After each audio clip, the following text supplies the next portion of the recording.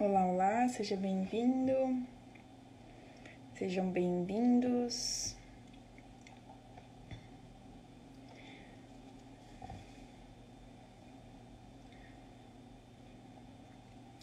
Sejam todos bem-vindos. Hoje nós vamos falar sobre uma obra muito especial, né? Uma reforma. Não é sobre bambu, vamos fugir um pouquinho da curva, né? A gente sempre fala sobre bambu. E hoje vamos conversar sobre... Hoje nós vamos conversar sobre reforma, que não está muito distante, né, do que seria, então, do que seria bambu, só que não é com a planta, não ainda. Tem algumas obras previstas lá para ser usado o bambu, mas a gente vai... Hoje nós vamos falar de uma dos desdobramentos da sustentabilidade, que tem a ver com reforma, fazer o possível com que se tenha ao alcance, e sobre sustentabilidade, né? Sustentabilidade, fazer o possível com que se tenha alcance, resgatar ideias, respeitar culturas, respeitar memórias, respeitar afetos. Então, bem-vindos que estão chegando. Eu vou esperar só mais uns 2 minutinhos. E eu separei algumas fotos, principalmente do início, né? Do início. Eu acho que eu já vou até deixar uma foto aqui de como era essa obra, só para vocês já irem tendo uma ideia, assim, porque eu tô bem ansiosa para mostrar para vocês. Então, hoje eu tava preparando, até o post acabou ficando pra última hora, né? Eu tava preparando um Reels, e aí, assim, vontade de colocar um monte de foto, mas calma, né? Vamos com calma. Então, essa era a mimosa, pra vocês terem uma ideia. Ela tava desse jeito. Essa mimosa, eu vou contextualizar pra vocês. Ela... antigamente, eu não sei se isso foi a realidade de todo mundo, né? Mas antigamente as casas eram de madeira, né? E as casas de madeira eram transportadas de um lugar para o outro, em cima de um caminhão, ou em cima de uma carreta, ou com o jeito que dava. Então, assim, elas eram erguidas, completas, em cima de uma carreta, e eram levadas. E essa casa, ela originalmente... ela tinha 5 metros por 5 e era uma casa completa. E aí, então, essa história, assim, ela é bem especial pra mim porque ela tem uma conexão com a minha história pessoal, porque foi a primeira casa dos meus pais, é a casa onde eu nasci. E essa era a situação dela, né? Ela estava desse jeitinho aí.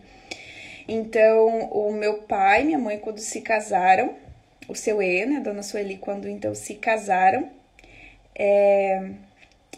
eles compraram essa casa, meu pai comprou essa casa, e aí essa casa já tinha uma grande ampliação. Eu não tenho certeza agora se ele fez, eu acho que ele fez uma ampliação, bem-vindos que estão entrando, fez uma ampliação e ela então ficou com seus gigantescos 5x7. Então, imagina... Isso já foi pra eles, assim, uma luxo, né? Uma casa 5x7 de madeira.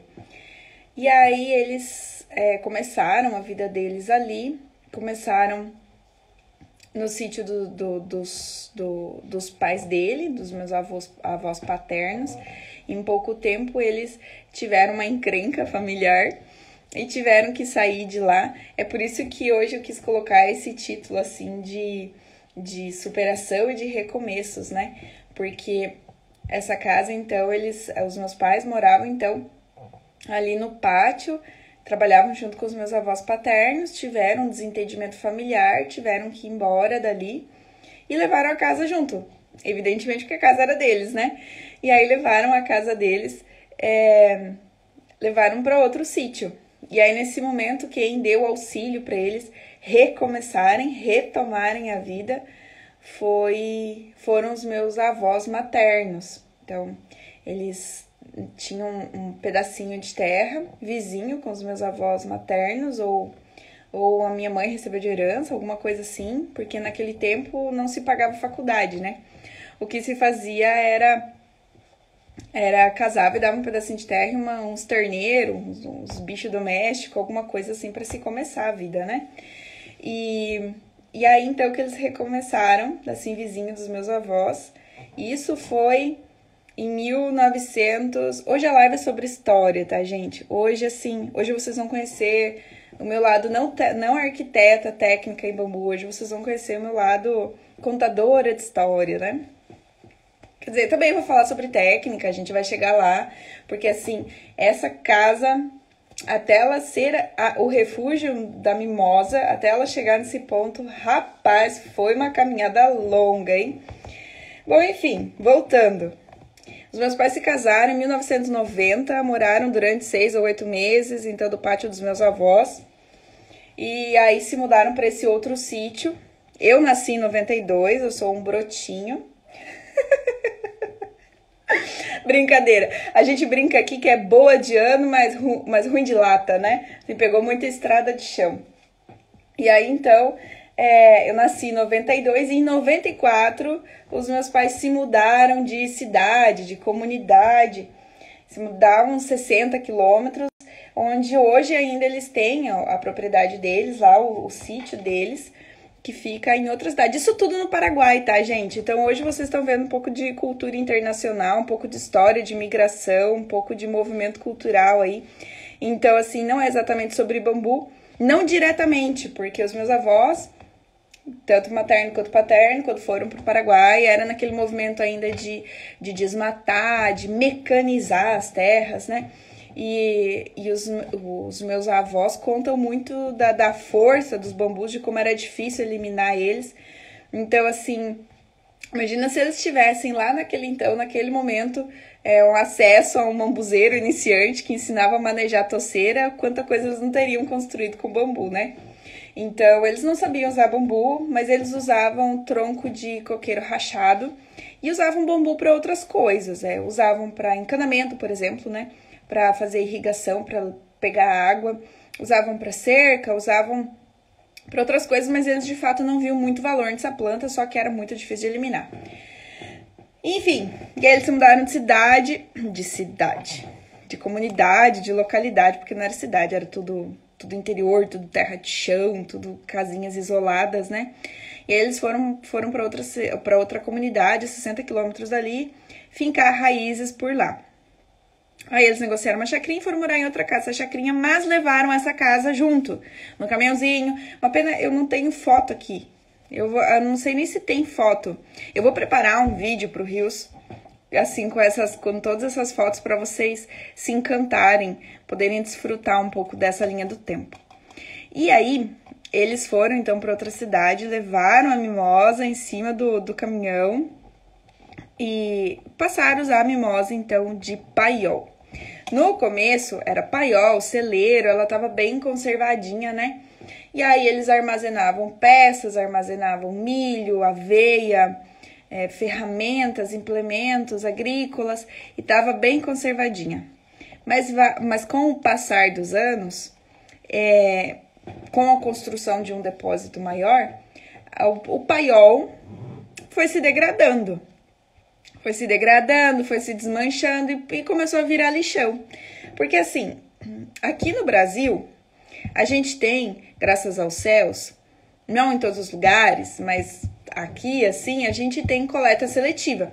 Então, você tem descarte de eletrônico, você tem descarte de recicláveis, você consegue fazer essa separação, certo? Bem-vindos que estão entrando, tá? Tô contando um pouquinho da trajetória da mimosa, que foi a primeira casa dos meus pais, e depois se transformou em paiol. Um apanhado rápido aqui para vocês se contextualizarem. E aí, então assim, construíram o depósito, passaram a guardar lá todas essas coisas. E aí, então, a mimosa, agora é mimosa, mas antes era só paiol. A gente, como não tem descarte, não tem reciclagem no Paraguai, não tem separação de lixo, o paiol passou a ser esse depósito, esse lixão. Virou um criadouro de rato, as galinhas passaram a dormir lá dentro e cagar lá dentro. Aí nessa foto vocês estão vendo uma pilha de cimento. Então, assim, era óleo no chão. E pra minha mãe, assim como para muitos clientes que eu já encontrei, algumas memórias têm muito peso, têm muita importância, certo? Então, assim, ela queria muito reformar. Ela, com a memória afetiva dela, de ter sido a primeira casa dela, onde a primeira filha dela nasceu, ela tinha todo esse sentimento, ela casou, foi a primeira casa dela, que ela lustrava o chão, que ela lavava as tabuinhas de escova, que era tudo branquinho. E, então, assim, para ela tinha uma memória afetiva gigantesca. Para ela, aquilo ali valia mais do que todo o dinheiro. Mas para ele, isso não era importante, isso não era prioridade. E foram passando os anos, foram passando os anos, foram passando os anos. E aí, quando entrou a pandemia, aconteceu um movimento muito interessante para vocês verem que a arquitetura e sustentabilidade, ela tá muito entrelaçada, muito vinculada com esses movimentos humanos, né? Com esses laços. Hoje eu ainda conversava com uma pessoa amiga, eu falei assim, nossa, eu preciso... eu tô estudando, né, um pouco de psicoterapia, um pouco dessas coisas, porque a gente se envolve muito, até mesmo numa live que a gente teve com o John, ele falava do poder curativo da arquitetura, né, de como a arquitetura era um agente transformador de cura. Então, assim, nesse caso ali, para ela, a casa tinha muito valor emocional, tinha muito significado, mas para ele não. Para ele isso não era importante. E aí veio a pandemia, eu terminei minha faculdade, na sequência também me separei e fui passar uma temporada por lá, na casa dos meus pais, nesse processo todo, né? Por isso também, então, teve lá o recomeço dos meus pais, teve o meu recomeço. E minha mãe e eu nos unimos como uma toceira de bambu e fizemos esse movimento de convencimento, de persuasão ali do chefão da família. E ele não muito afim, a gente super afim. A minha mãe pelas memórias afetivas dela e eu pelo meu interesse de aplicar, né, sedenta por aplicar várias técnicas. E também porque de tanto a gente, assim, de tanto ver uma pessoa apaixonada por uma ideia, a gente compra a ideia junto. Eu também estava apaixonada pela ideia de revitalizar aquilo ali, né? Então começamos. Vou mostrar mais fotinhas aqui pra vocês. Então, começamos a faxina, era muito lixo.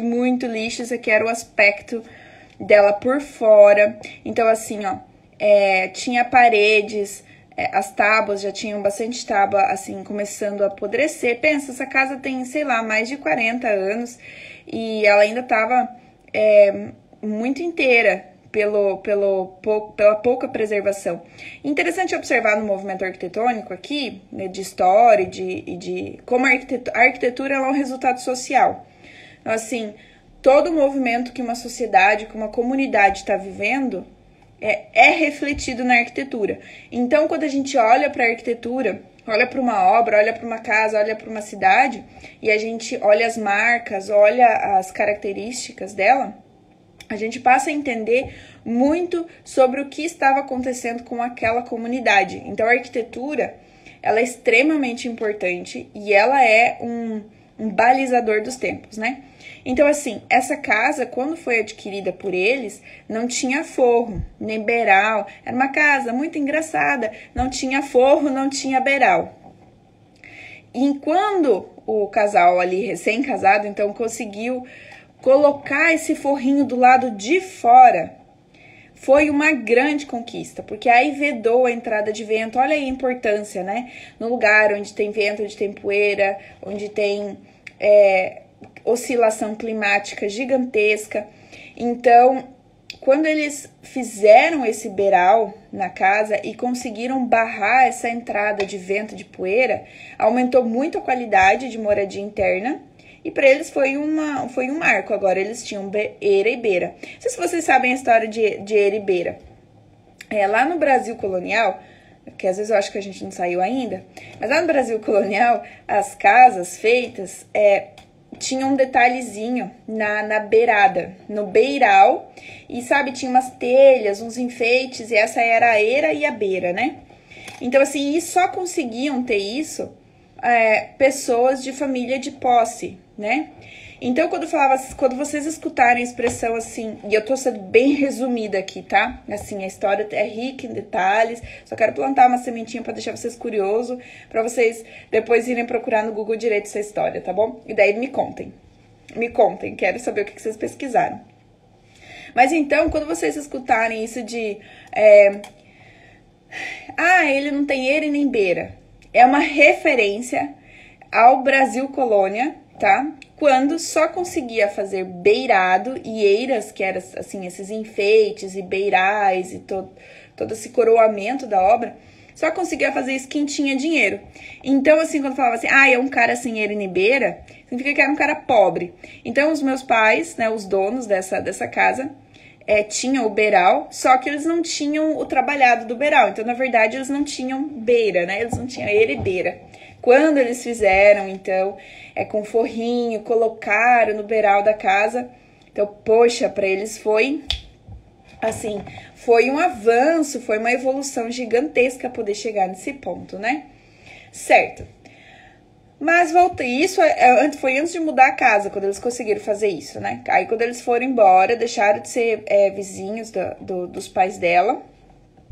Aí foram morar em outra comunidade, a uns 60 quilômetros de distância, recomeçaram a vida lá, negociaram outra chácara.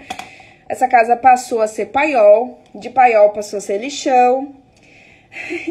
E aí, então, chegou esse momento, pandemia, que já tinha muitos anos que essa casa estava ali, vamos reformar.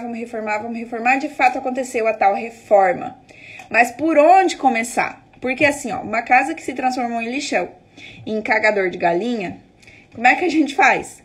O medo era que tivesse apodrecido, que ela não suportasse. O medo era de erguer ela no caminhão, ela se desmontar. Isso seria muito frustrante, né? Muito, muito, muito. E aí, gente, quem não me conhece ainda, mas pode supor, me acompanhando aqui pelo Instagram, pelas lives ou pelas conversas em privado, que eu sou meio doida, tá? Doida, assim, do tipo... quem falou isso? Foi a Kelly. Só podia ter sido a Kelly mesmo, tá? Assim, essa é uma marca minha. Ser assim, meio doida, meio fora, tá bom? E aí, eu cheguei e propus, falei assim, viu? Chamei a dona da casa e falei assim, eu já sei onde nós vamos colocar essa casa. E aí, eu carreguei ela pro meio do pasto, pro meio de nada, pro meio do nada, pro meio do pasto. Falei, foi aqui que eu vi essa casa, foi aqui que eu tive a visão dessa casa acontecendo. E desse jeito, dessa maneira. A dona Sueli olhou pra mim, completamente incrédula, mas desanimada da vida, sabe, assim? Ela falou, ai, meu Deus, tá, né? Se você tá dizendo...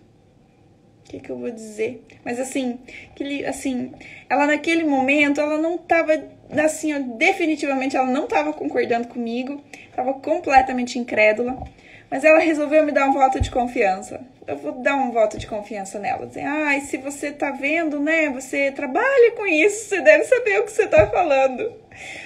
E aí foi um trabalho de convencer, porque daí isso foi uma loucura pra todo mundo, né? Assim, como você vai colocar aqui no meio do nada, no meio do pasto? Não tem estrutura de nada aqui, não tem esgoto, não tem água, não tem luz, não tem uma árvore, não tem nada, só tem pasto. E o capim tava alto, porque tava sem gado também. Então mal dava pra caminhar. Era um monte de isso, era boss de baiana, outras plantas venenosas por ali. Como é que não tinha nem como acessar? Tinha cerca, tinha árvore caída no meio do caminho, não tinha nem como entrar, tinha que abrir tudo isso. Mas, vamos lá, né? Se ela tá falando. E aí, quando eu fui pegar o projeto dessa casa... fazer de fato o projeto, então já tinha acontecido esse convencimento de reformar a casa. Mas vai reformar como? O que é que a gente vai colocar nela?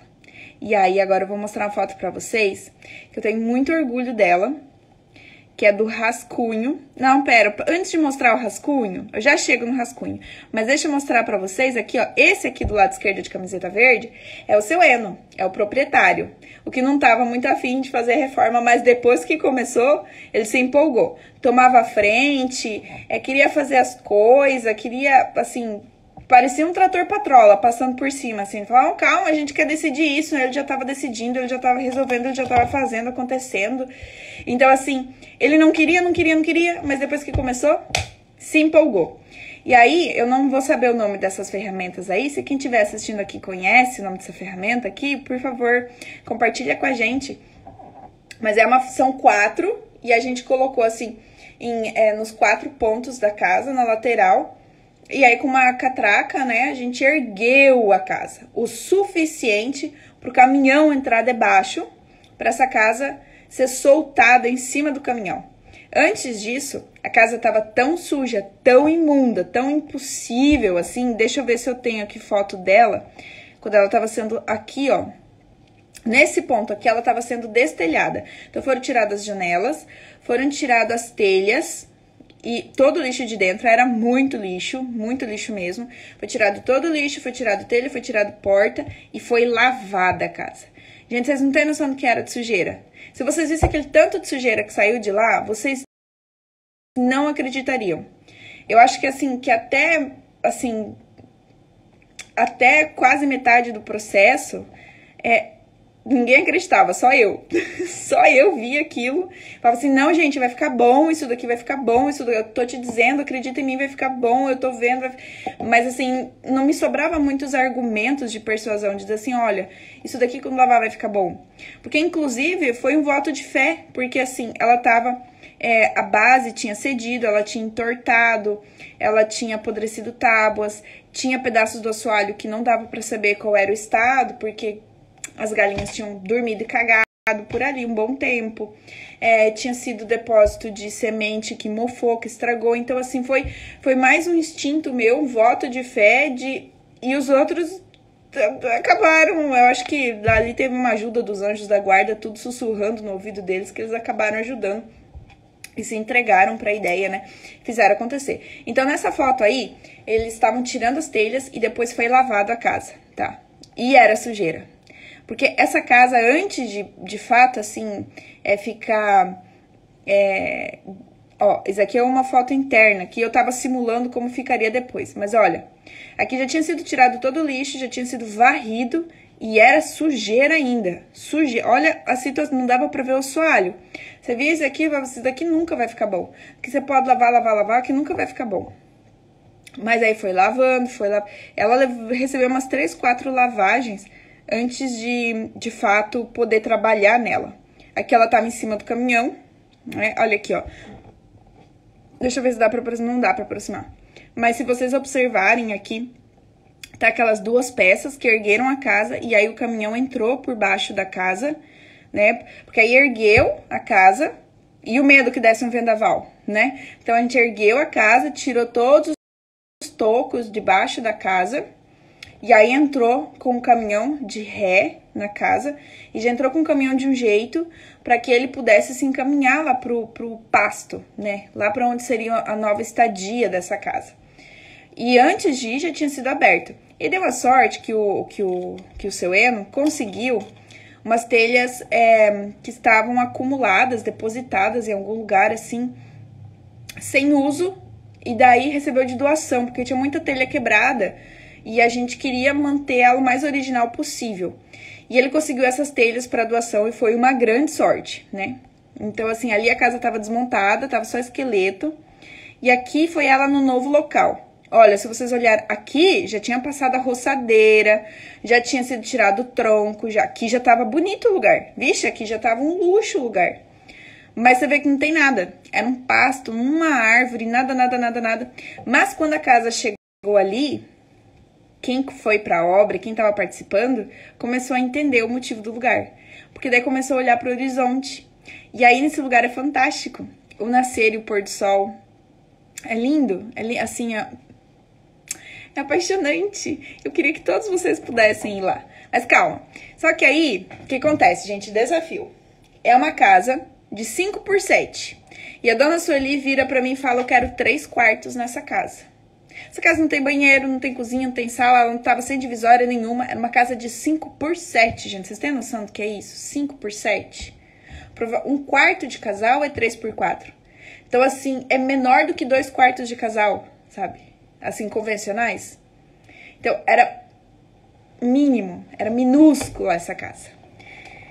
E eu, como arquiteta, tinha o grande desafio de fazer a revolução nessa casa, mantendo a originalidade dela, mantendo as memórias afetivas. Então eu precisava dar muita função para ela, precisava revitalizar, assim, o que é revitalizar? Tornar vital novamente. Então eu precisava, via projeto e via as interferências que eu ia fazer ali, né, assim, orientar, eu precisava que essa casa se tornasse muito útil e que tivesse 3 quartos. Esse era o desafio, 3 quartos. Mas como é que eu vou fazer 3 quartos numa casa 5x7, sendo que eu queria que um dos quartos fosse de casal? Aí o que eu fiz? Eu vou mostrar pra vocês. Já vou mostrar. Deixa eu mostrar outra foto pra vocês. E aqui, ó, foi quando a casa já estava no chão. Eu não sei se vocês vão conseguir ver. Mas aí, durante a semana, eu vou colocar várias fotos no feed, videozinho explicando e tal. Vai dar pra ver. Eu fiz um croquis do que seria a casa. Eu queria que a casa, então assim, agora falando de projeto, como é que eu planejei a reforma. Eu queria, ó, a dona Sueli entrou, seja bem-vinda, dona Sueli. É bom que a senhora vá participando. Eu acho que essa mimosa eu vou fazer uma outra live em outro momento com os proprietários, porque agora eu quero contar a minha experiência pra vocês. Mas eu quero trazer os proprietários contando a experiência deles, porque assim, eu arrumei muita inimizade nesse rolê todo, né? Vamos lá. Então, essa casa, eu queria que a casa ficasse em evidência. Falando de projeto, a casa, pra mim, era o mais importante. Eu fazia questão que essa casa ficasse em evidência. Mas ela, 5x7, definitivamente não tinha espaço suficiente para tudo que a gente queria e precisava colocar nessa casa, tá? Era 5x7, ela queria 3 quartos e a gente precisava, sim, de um banheiro. Como é que a gente ia casar tudo isso? Então, o que eu fiz? Eu joguei o banheiro para trás, para os fundos, dividi a casa em 4 espaços iguais. Então, ficaram 4 cômodos de 2,5 por 3,5. Tá? 4 cômodos. Mas em cruz, como é que entra? Como é que atravessa? Então, desses 4 cômodos, eu fiz no centro uma circulação em rombo. Rombo é em espanhol, mas um quadrado virado, assim, um quadrado virado. E deixei 3 cômodos fechados, que seriam os quartos, e um cômodo que é por onde é o acesso. Acesso principal, assim, acesso de entrada para casa, e também acesso para o banheiro. Como é que fica isso? Eu vou até desenhar aqui para vocês bem rapidinho, para mostrar para vocês, exemplificar como é que ficou isso. Então, aqui, ó, eu vou interromper só um pouquinho, só para mostrar para vocês. Então, ficou assim, ó, com esse espaço. Eu dividi a casa dessa maneira. Fiz aqui no centro uma circulação mínima para o acesso dos cômodos. Então, são 3 quartos, certo? São 3 quartos.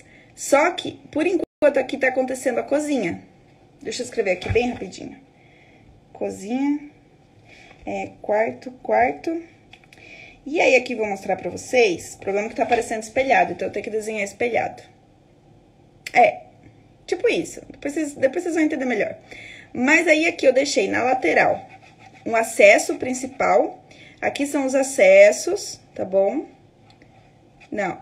Ah, meu Deus, espelhado, não tô conseguindo desenhar direito. Mas ficaram 2 quartos na lateral da casa. Peraí.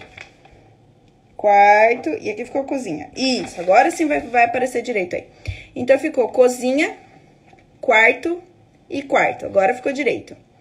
E aqui, eu fiz o acesso pro banheiro. Mas aqui eu consegui chegar numa solução muito legal. Porque aí, o que eu fiz aqui?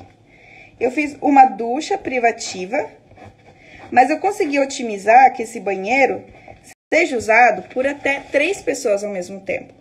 Então, o que eu fiz? Eu coloquei aqui. Não coloquei na parede de madeira, não. Coloquei, porque daqui foi feito de alvenaria. Agora, vocês vão conhecer como é terrível os meus desenhos.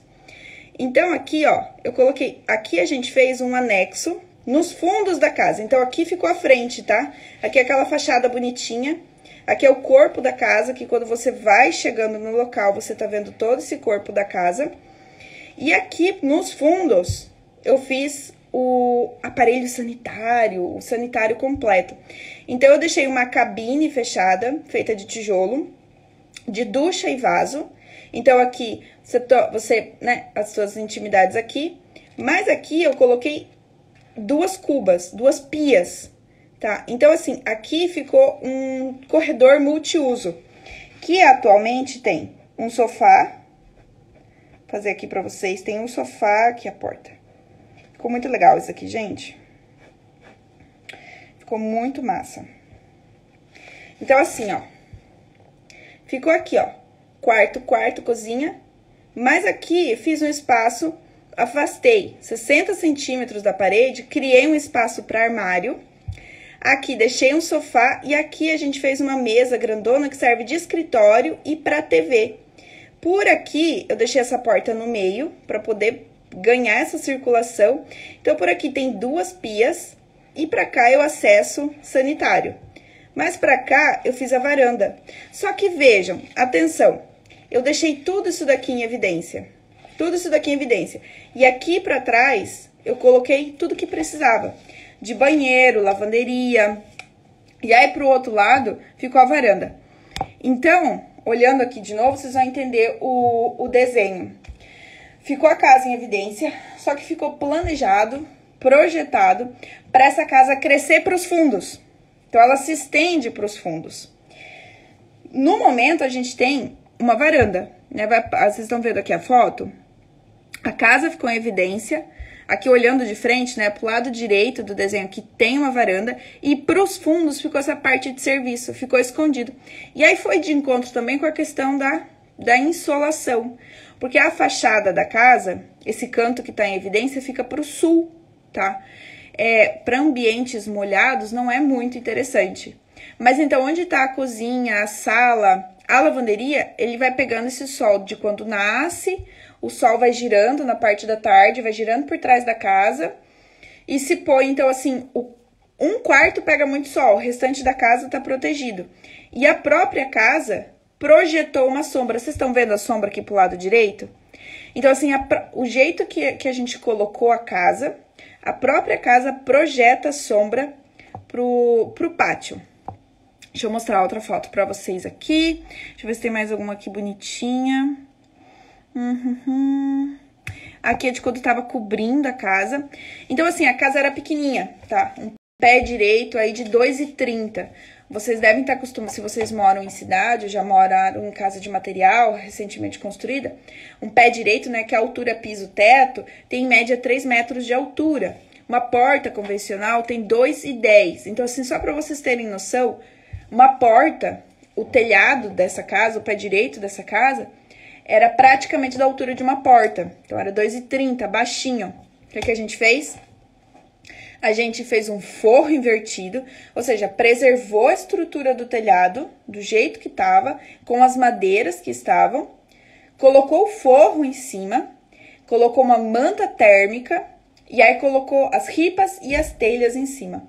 Então, assim, era um lugar que não tinha árvore, não tinha sombra. A gente precisou aqui usar de técnicas e artifícios que proporcionassem esse condicionamento térmico. E isso é sustentabilidade, tá, gente? Não vão pensando vocês que sustentabilidade é só reciclar ou construir com bambu, tá? Não é só ou construir com barro. Sustentabilidade são técnicas que você faz para diminuir o consumo, tá? E para aproveitar aquilo que você tem.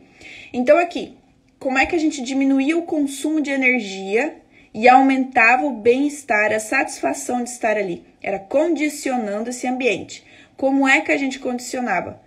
Encontrando uma maneira de amenizar as temperaturas, tanto as frias quanto as quentes, assim, que elas ficassem menos instáveis, menos variantes, né? Então, forro invertido, manta térmica, telha de barro em cima, telha de barro maravilhosa, refrescante. E aí, as paredes a gente duplicou. As paredes eram tábuas convencionais, e a gente colocou por dentro, revestiu toda ela também com forrinho. Então, essa situação de madeira, cria aqui dentro, né, essa parede dupla, cria uma câmara de ar. E essa câmara de ar, ela assim, se a gente imaginar o calor como ondas, em superfícies que se encostam, essa onda pega mais fácil, ela passa mais fácil de uma para outra. Só que quando tem ar, essa onda passa com maior dificuldade. Então, essa câmara de ar, paredes duplas. Então, por isso que se a gente pensar no tijolo ecológico, se a gente pensar no bambu sendo oco, se a gente pensar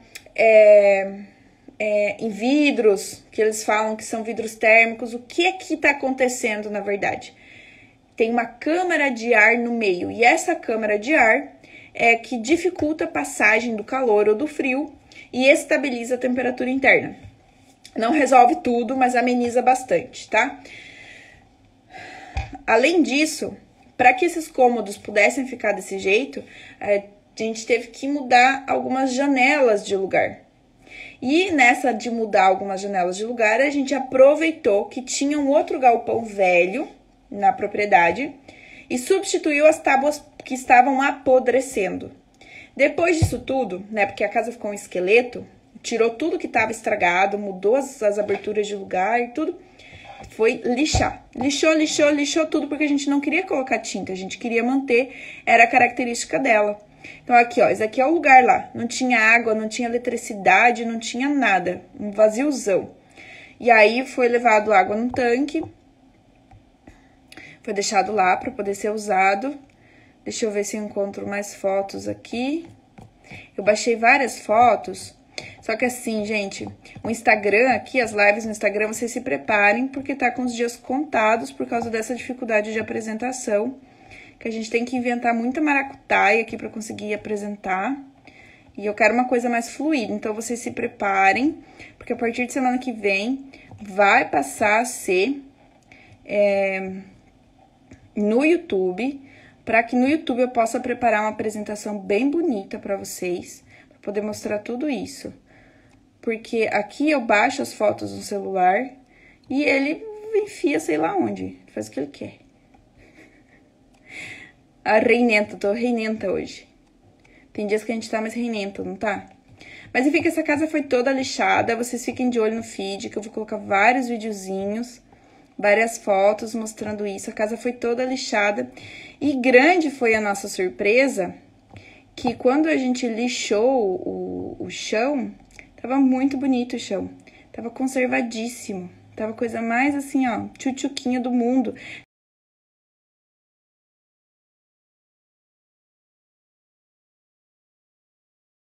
Claro, tinha as manchas de óleo, tinha os pedaços que estavam apodrecidos, que a gente fez um recorte, trocou. Pero al fin y al cabo ficou muito bonito. Cadê? Aqui, ó. Aqui tem uma foto dela. E aí, essa janela aqui, ó. Essa janela que vocês viram no Rios hoje que eu fiz, ela não tá carregando.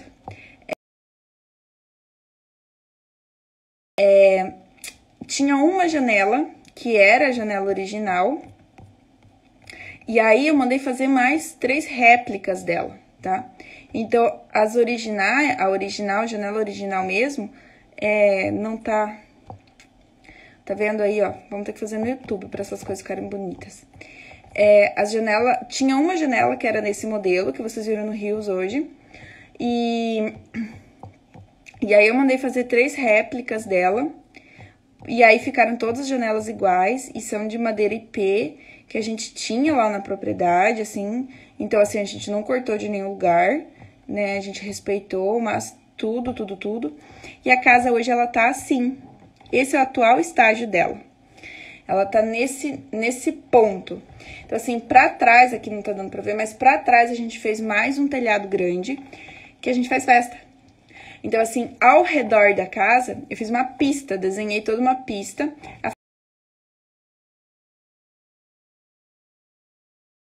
Afastado o metro da casa, uma nata de concreto, e virou uma pista das crianças.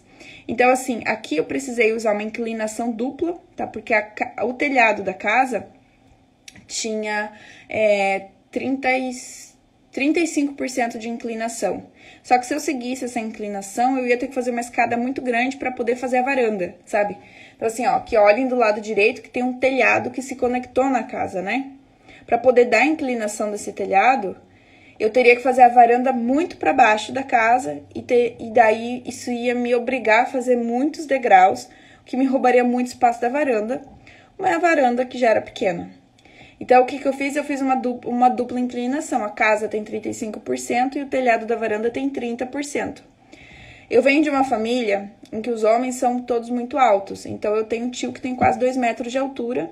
Evidentemente, para ele não foi suficiente aqui do lado, bem do lado esquerdo, aqui, onde ficou o final do telhado. Esses homens não são bem-vindos ali, porque eles batem a cabeça, ficou com 1,80 m, se eu não me engano. Então, para eles ficou baixo, mas a gente pendurou vários vasos de samambaia, que não é para ninguém passar ali. Então, Alan, ficou o gramado, não foi plantado outra grama. Mas a grama é pasto de vaca, só que de tanto ser cortado e cuidado, tá ficando bonito, né? Ele tá ficando bem... E foi adubado também, foi cuidado ali, tá ficando muito bonito. Deixa eu mostrar aqui mais uma foto que eu tirei de lá, do último fim de semana que eu estive lá, tomara que tenha carregado aqui pra eu poder mostrar pra vocês. Mas assim, eu não sei se vocês conseguem perceber, conseguiram notar como, do jeito que tava, o lixão que era para o que está, para onde chegou. Até aqui tem uma foto da minha mãe, feliz aqui. Eu vou mostrar, se ela estiver por aí, ela vai me pegar pelo pescoço. Mas, ó, ficou esse aspecto dentro de casa. Ó, a foto não tá carregando. Mas o forro invertido ficou muito bonito, porque ficou com as estruturas originais. E aí, como ficou com as estruturas originais, e assim, vocês sabem que cor escura, ó, eu tô falando muitas técnicas pra vocês, coisas que vocês podem aplicar aí no ambiente de vocês, tá? Então, assim, a cor escura, ela engole a gente, tá? Então, se é um ambiente muito grande, assim, que você sente muito vaziozão lá dentro, a cor escura, ela tem esse poder de acolher, né? Então, assim, logo, se eu tenho espaço pequeno, que eu não tô querendo ser acolhida por ele, muito pelo contrário, eu quero ter uma sensação de amplitude ali dentro, o que eu faço? Eu vou usar cores claras. Então, eu quis deixar o forro ficou escuro, o forro foi passado só verniz, só que no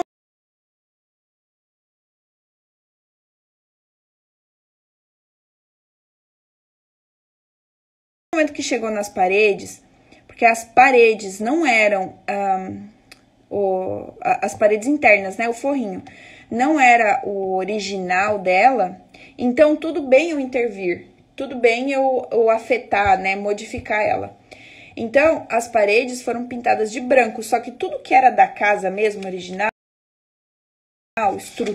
estrutura, pé direito, vigas, caibros, colunas, tudo foi lixado e algumas coisas nem foram lixadas, foi mantido assim rústico mesmo e foi invernizado.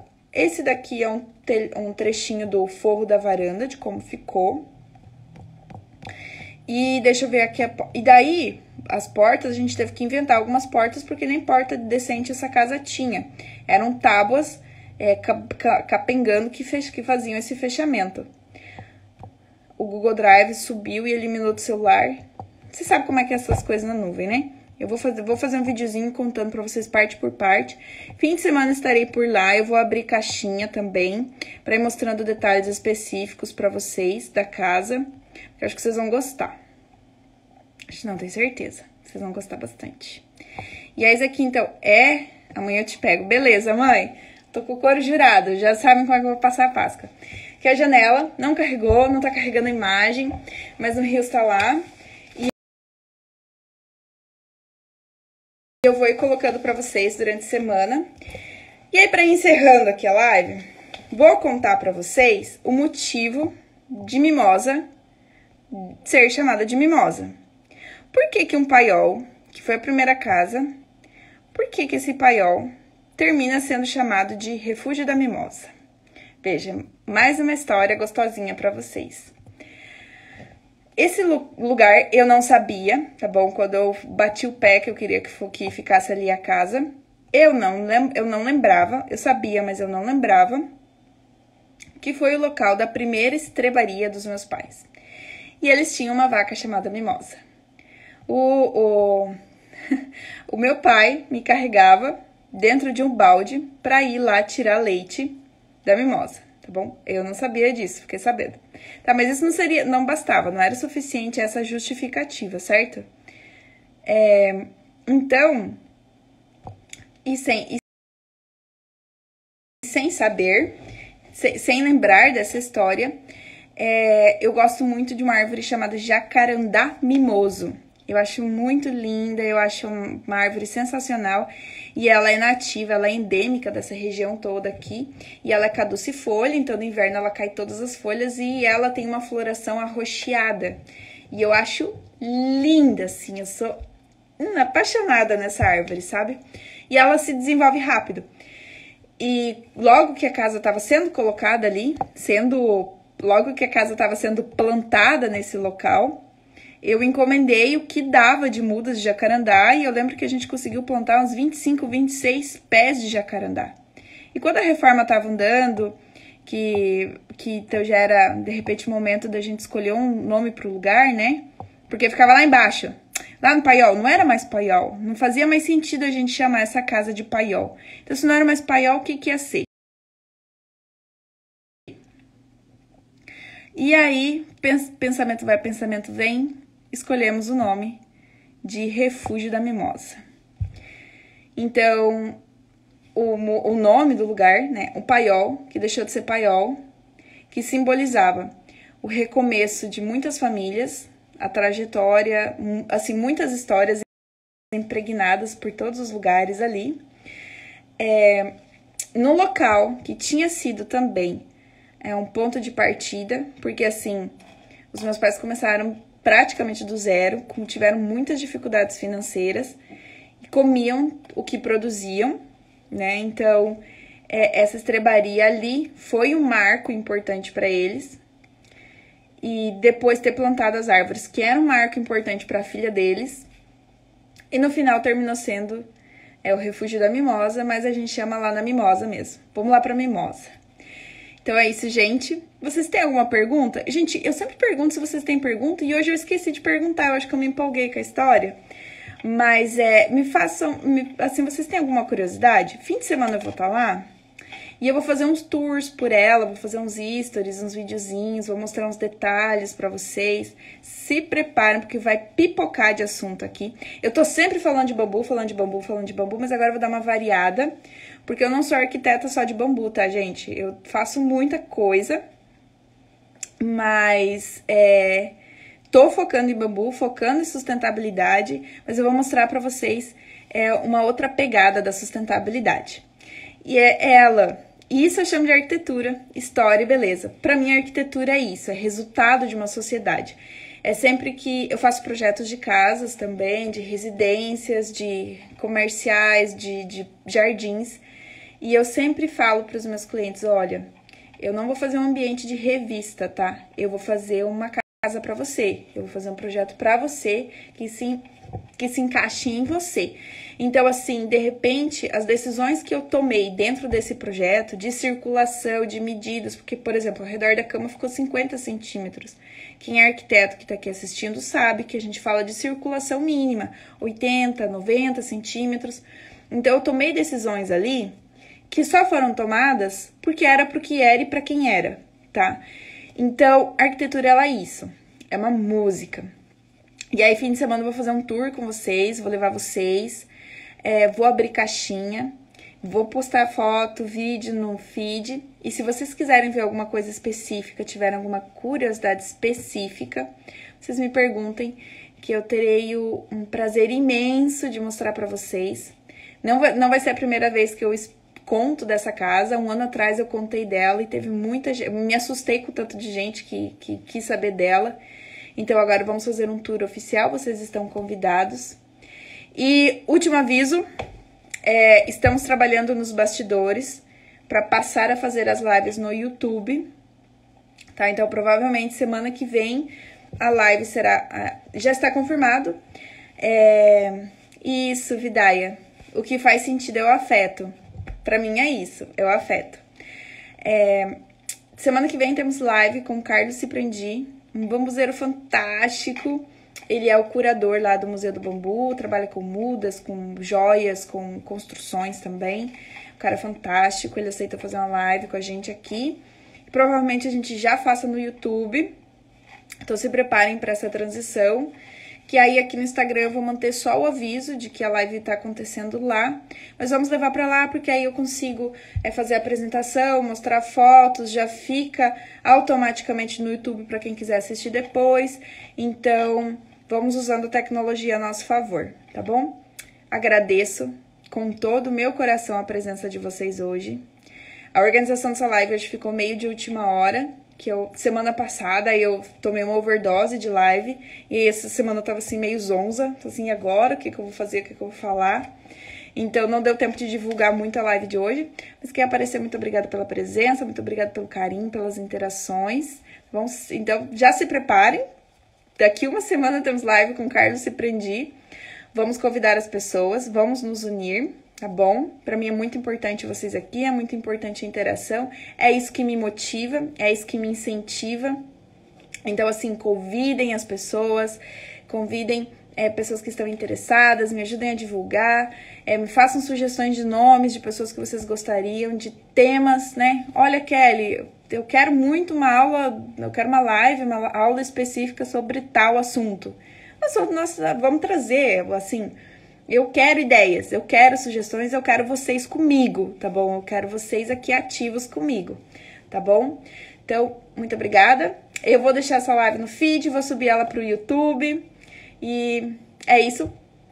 Beijo verde, bom fim de noite pra vocês.